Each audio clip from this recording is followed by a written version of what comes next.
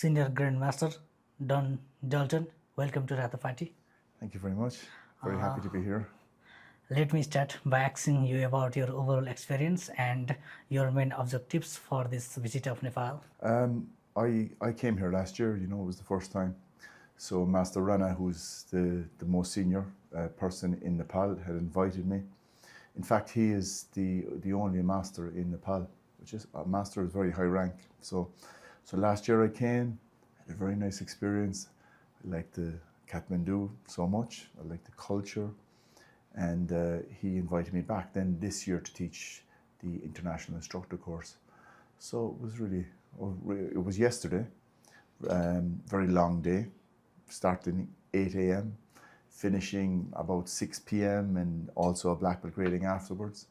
So very long, I was tired afterwards, but really I enjoyed every second. You have visited Nepal for the international instructor course. How would you evaluate the overall standard and potential of Nepali Taekwondo instructors and athletes? Yes, sir. Well, yesterday we had two things going on. Really, we had the international instructor course, and then we had like a master class for white belts, yellow belts, low grades, children. So they were incorporated for 2 hours. Honestly, these young kids, you cannot believe how good they are. So not just the black belts, I'm talking about the low grades, Unbelievable standards. So the instructors that are here are doing an amazing job. You could see how much talent there is, So it was really a great pleasure to teach. What impressed you most about the Nepali instructors and athletes during your training session in Kathmandu? Well, first of all, I should say that you have very high technical knowledge with the leadership of Master Rana. And then you have the national coordinator, his name is... So first of all, the leadership is very high knowledge. Sabam Janak is the national coordinator, and he's 5th degree black belt, 29 years of age. Next year hoping to test for 6th degree. There was a number of other people also testing for very high ranks. Like 4th degree black belt is called International Taekwondo Instructor in ITF Taekwondo. And there was 2 gentlemen testing for 5th degree black belt and 1 for 6th degree. So the knowledge level is very high. And then they're under the stewardship of Master Rana as well, whose technical knowledge is it's second to none really. So yeah, very, very good level on the black belts and the exceptional level as well for the color belts. How important is instructor development for the long-term growth of Taekwondo, and what improvements do you think Nepal needs in this area? Well, I suppose the international instructor courses, I was about 23 years of age when I did the first one under the founder of Taekwondo. That was a course that was 5 days long. It was really long. It was difficult because you have to stay concentrated so much. There's so much information. So those international instructor courses are critical for bringing the technical level higher. Traditional Taekwondo is multivariate. So you have the sports side, and you have the artistic side, the patterns, as you might in karate they'd call it kata. So it's very specific. Like the founder of Taekwondo, General Choi, created 15 encyclopedias. I think no other martial art is so detailed in the textbooks. And within those textbooks, every detail of stances and movements are defined clearly. So those international instructor courses are critical in developing that part of the art. So yeah, step by step, it's an ongoing process. As the international president of ITF Union Taekwondo, how do you assess the current global development of Taekwondo? Yeah, it's hugely varied. I'm traveling around the world constantly. Like every June, July, August, I will spend about 10 weeks in Asia. So I will travel in Asia and I will teach all around. So for example, this time I was in Kazakhstan teaching, and we had the Asia Championships there. I was in the Philippines. Next week is Malaysia. This week here. Last week, Sri Lanka. So there's huge variation within the different countries. Like if you go to Ethiopia, for example, we have a massive organization there. Like you can't believe how big it is. There's one seminar I had in Ethiopia with 3,000 people. a full stadium. Every village, every town, you know, obviously Addis Ababa full with Taekwondo people. Same in Argentina. So, you know, it really depends on the country. So there are certain countries that have a kind of just a long tradition of Taekwondo, and it's everywhere. You go to Buenos Aires, and when the schools finish, you'll see children wearing Taekwondo uniforms on the street all over the place. In my home, in Ireland, every small town, every village has Taekwondo. It's astounding. So we only have 5 million people in my country. So I suppose that's the first part of to answer your question on the numbers, you know. The technical level, Argentina is very high. Eastern Europe, the level is very, very high. They take it very seriously. And then you come to countries like my country, like Britain, like Germany, and for them it's not really a way of life for a lot of the children. They're doing football, they're doing tennis, they're doing many, many different sports.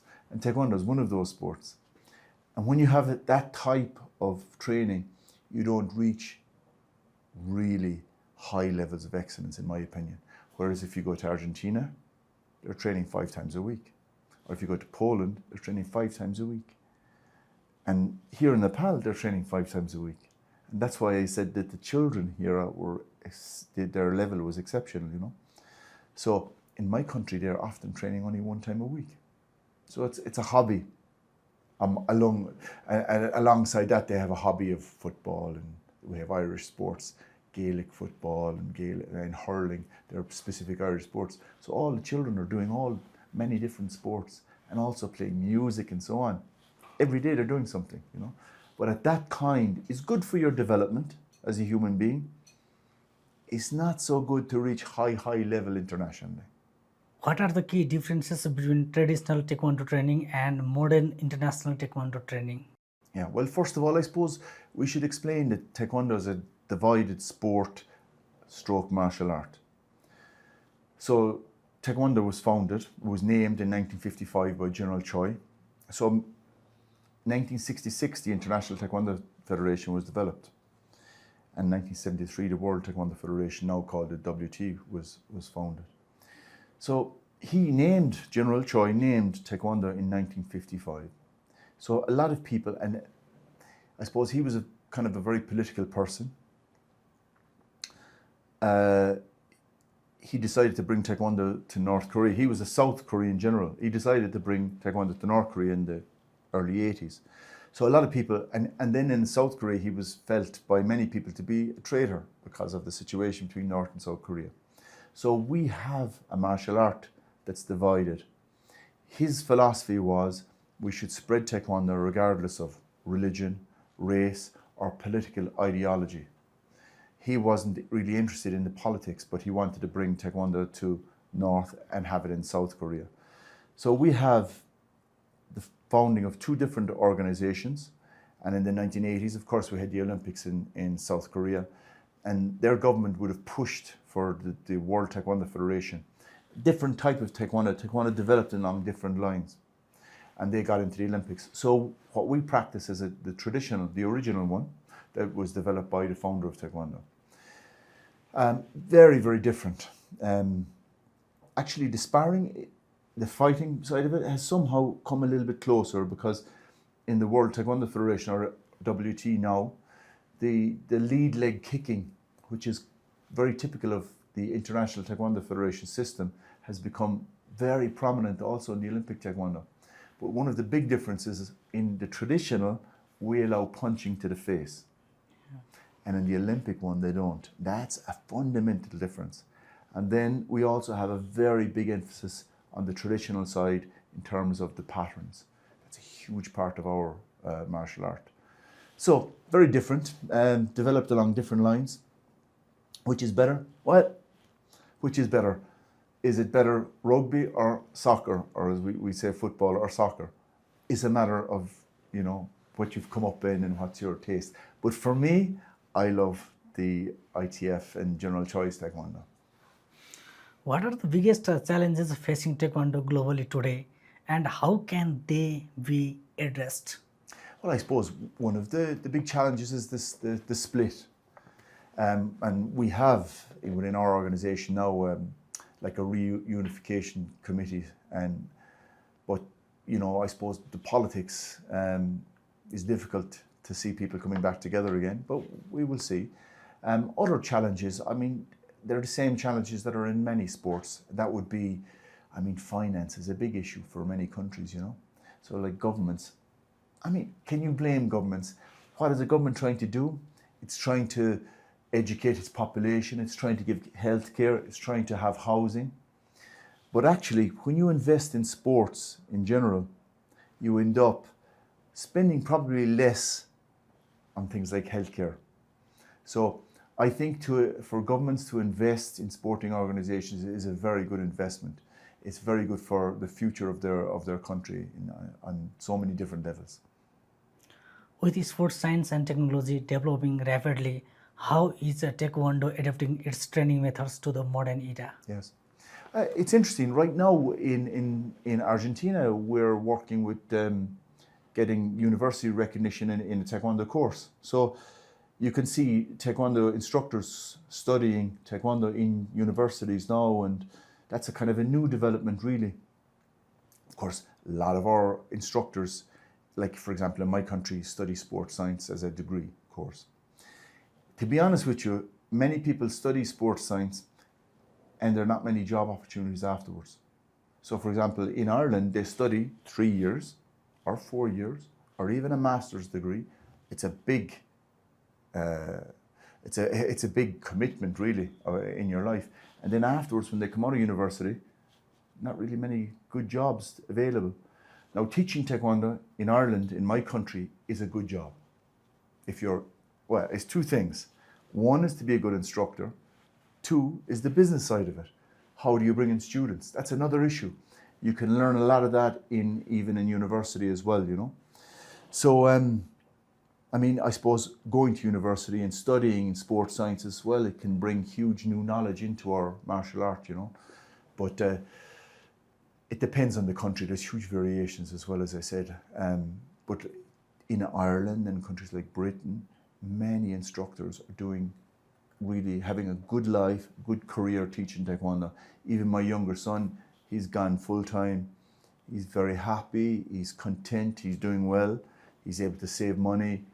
And he's only 23 years of age. So, but more importantly, he feels fulfilled teaching Taekwondo. He loves to be around children. So I was a school teacher. I did 6 years in university, and from university then I was a school teacher for 2 years.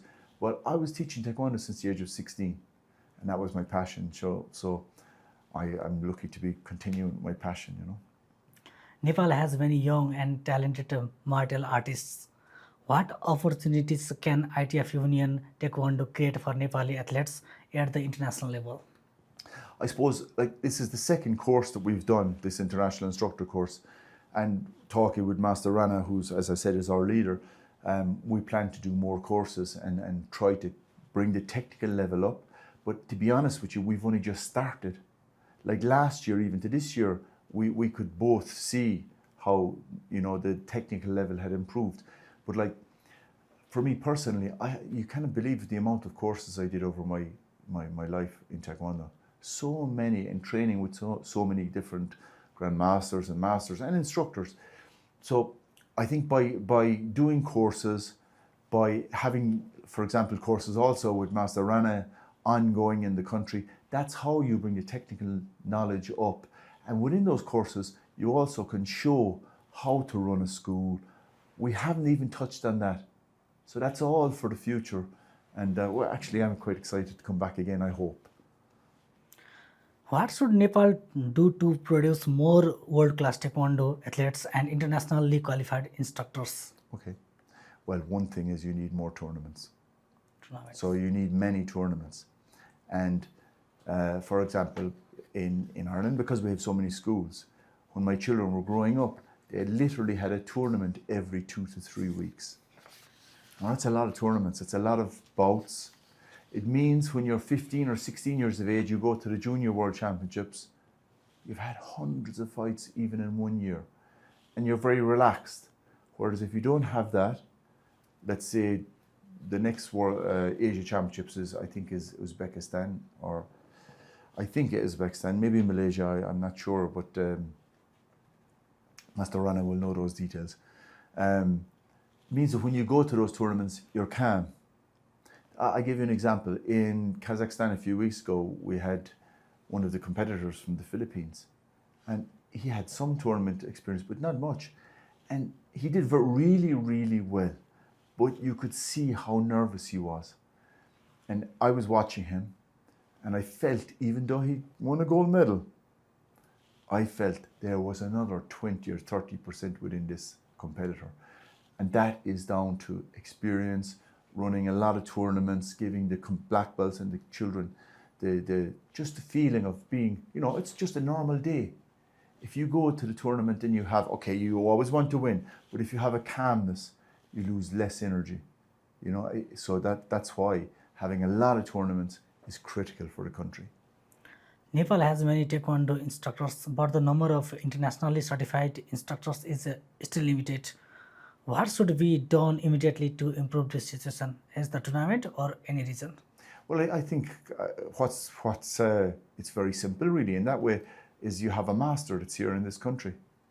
So he's pushing those people. He's very professional. As I said, his knowledge is astounding. So he's pushing them.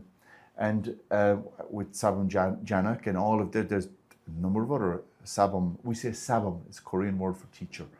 So a Sabam is a 4th degree in ITF Taekwondo. So there are a good few instructors coming through in the country, but what's critical is maybe training every month with Master Rana would go a long way.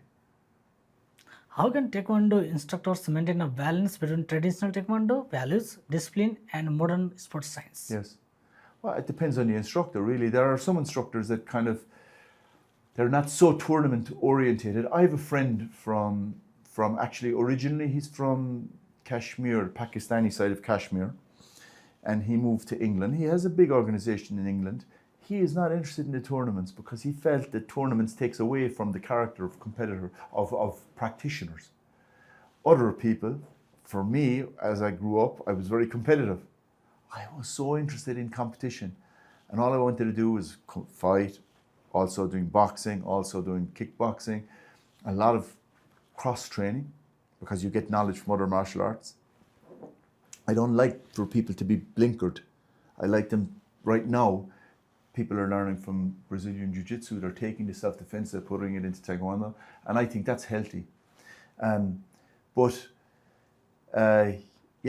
a step-by-step process anyway.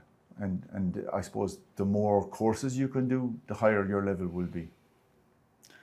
Nepal has talented athletes, as you know that, but consistent international success remains a challenge. In your view, what are the main reasons behind this? Okay, well, you know what I said about having a lot of tournaments. There's another side on that. You need some international experience. So that means Nepali athletes going to India, going to surrounding countries, going to Sri Lanka, having a regional tournament, an international tournament here in Kathmandu, and bringing other countries in. That will make a big difference but it has to be quite regular so that the competitors feel calm in those stressful situations. What role should the government, national sports authorities, and private sector play in expanding and strengthening ITF Union Taekwondo in Nepal? I think you need people within the organization here in Nepal that have good contact with government, but also you have to get sponsorship. How do athletes travel to other countries unless you get some sponsorship, So that's a big job. Honestly, for me, I'm terrible at that. So you need people with different qualifications in your organization that are going to push in that area, people with business experience. I'm terrible. So what do I do? Even in the organization, I have people with that knowledge working around me. For example, Master Rana is very good with computers. I'm terrible. So he said to me, when you have any problems, please ring me and I will do it. You need a good team within your organization here in Nepal, and then they have the knowledge. You don't need outside people to do this. You have the people here. What did you personally take away from this IIC senior in Nepal, and what are your expectations for the future of Nepali Taekwondo? Well, first of all, I was, as I said, excited by the standard. One thing that I would say is um, Master Rana and I, we're very similar in our ways of, we like very strong discipline. We're friendly, but we need strong discipline in the class. There was two gentlemen, we had a lunch break, and they came back 30 minutes late, black belts. So we said, no, you have to go to the back, because normally it's black belts in the front. And they were kind of surprised, they were a bit shocked. So we're trying to show a different way, very disciplined. So Master Rana, when he had the invitations, I noticed on the invitation, 8 a.m. sharp. So that's a kind of a, he's explained to me in Nepal, you can say 8 a.m. and some people, they come at 9 a.m. or 10 a.m. So we try to change that mentality. I explained to them, in my country, or in, let's say, in Poland, and you have a seminar, if somebody comes late, they're doing push-ups, or maybe they're told you can't train, you have to wait. So we try to change the mental approach. What is the biggest mistake young Taekwondo athletes often make during their development? Well, I think not being consistent. So, for example, training for 8 weeks for a big international tournament. That's the wrong approach. Your training has to be consistent. It has to be 5 or 6 times a week. So, for example, when my kids were growing up, every day training before school. Every day. So up at 7 a.m., training for 1 hour before school. Then later, training in a Taekwondo class, training in boxing. And that's that. And then on Saturdays and Sundays, 2 hours training on Saturday, 3 hours on Sunday. Now, other people are not training like that. So as a result, I actually don't know how many world championships they have won as juniors and seniors. Maybe. I never counted. That's how, like 10, 11, 12 gold medals in world championships. And then our approach to world championships was this. It's done. Finish. Forget about it. On to the next tournament, the next week. And control the ego. So consistency, control the ego. Because what does a medal do for you? Does it define you as a human being? I say to the children, if you win a gold medal, your parents are very happy, they love you, yes? And they all say, yes, sir. I said, if you don't win any medal, you think they love you less? And they think. And they says, okay, sorry, we understand. So control the ego. A medal is just a piece of metal, it doesn't really define you as a human being. So we say, keep your feet on the ground. Continue your challenge as a human being is to try to be your true self and not change. And don't change from winning a medal or becoming a master or becoming higher black belt. Stay the same. Humility, suppress the ego. These are the traits that we're looking for in Taekwondo. How can Nepali instructors better prepare athletes for international competition? Well, I think they're doing a good job already. As I said, the level is very high. I just think you just need the experience of more tournaments. That's the key, really, I think, for the future. Finally, what advice would you give to young Nepali Taekwondo athletes who dream of becoming world champions? Oh, the question is very good, because how you ask the question is... We say, there's a phrase, it's actually attributed sometimes to an Irish poet called W.B. Yeats, but I'm not sure he said it. But they say, in dreams begin reality. So if you dream, of course you can achieve great things. Well, the dream is one thing. I dreamt to be an astronaut. I was never going to be an astronaut. So that's a joke. The dream is one thing. Then the dedication is the second part. Put the two together and you can achieve great things. And that applies to anything in your life. So it can be applying to your job, what you want to do in your work. If you're a teenager, I dream to be this, I dream to be that. Okay, then you need a work ethic. You need to study in school, for example. You also need balance in your life in terms of your education. We don't want Taekwondo people to not study in school. We want our students to be well-rounded as human beings. to study hard in school, and then to achieve in their life. In that way, we also help society. So Taekwondo should have a role also in the future of Nepalese society. Because if you train people to be respectful young men and women, it's good for society. So that's probably my last message. That's why I really liked your question. At last, can you explain your journey of Taekwondo and what you struggle you face, and our audience can know? Well, I suppose I started in Kung Fu actually, and I did that for a period as a young kid. And then I came to Taekwondo when I was about 13 years of age. And as I said, I dreamed about Taekwondo. So I was kind of a teenager training 2 and 3 times a day. I trained every day before school. At lunchtime, I would go into the gym and train with weight training, get about 55 minutes of weights, and then a class at night time. So I was totally dedicated. I had great role models in my instructor. His name is Grandmaster Patrick McCarthy, and then he left for England. I started training with Grandmaster Norman Creedon, so really high level people, and they would have changed my life. I tell you this, I think if I didn't do Taekwondo, I could have been taking the wrong road in life. So Taekwondo for me made me quite a dedicated young teenager. I was focused. I didn't drink alcohol, never smoked. In fact, I've never tasted alcohol. How many Irish people have you met that have never tasted alcohol? Not many. So Taekwondo brought me on a good path, I think. And maybe if I hadn't done it, I could have gone another way. So I'm very grateful, really. It changed my life. And to be honest with you, I'm doing something that is very fulfilling. So I'm very lucky. I mean, I get to travel to these amazing countries, come to Kathmandu. Like, you don't know how many Irish people would dream to come to a place like this. And it's given me the opportunity to meet great people, really nice people, kind people. So I'm very thankful, really. Anything that I not ask you and you want to say? No, I'm just very thankful. What I should say is that coming to Nepal, first of all, in tourist areas really don't reflect, I think, the culture of a country. It just gives you a little taste. I like cities like Marrakesh. They're full of rich culture, but like it's not quite Moroccan culture. You also have tourist culture. So I'm very aware of that. But coming here to Kathmandu and tasting the culture is astounding. You know, you taste the culture also even with the cuisine.